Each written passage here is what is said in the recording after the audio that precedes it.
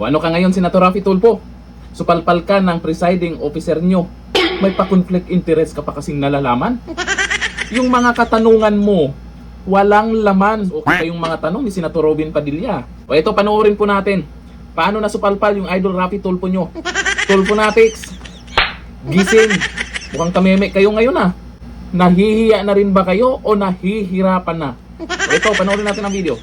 Kasi kahapon nabanggit na si Attorney Pua, magaling na abogado siya, ay pumunta sa COA, tama, para makipag-usap tungkol dun sa sinasabing audit query.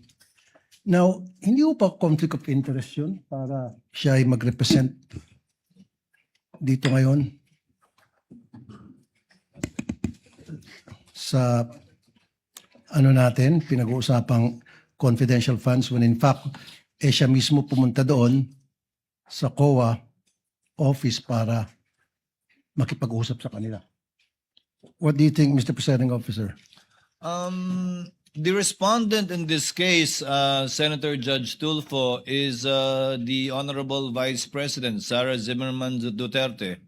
Attorney Poa, although he served under the office of the Vice President, I believe, and even under DepEd, is not a named respondent to this case, and in fact is one of the lawyers, as you can see, of the respondent.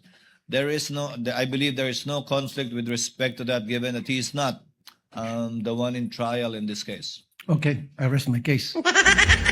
Oh, ano? Tumahimik ka na lang kasi. Usapan kasi yan ng mga nakakaintindi sa mga nangyayari dyan sa impeachment trial.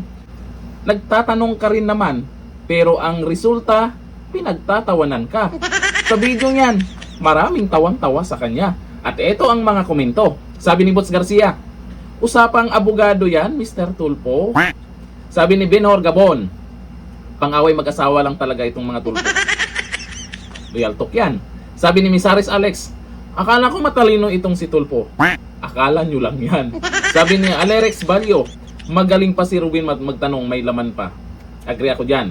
Kasi pag nagtanong si Senator Robin Padilla, minsan yung witness nga, napapanganga. Hanggang dito na lang. Thank you. Bye-bye.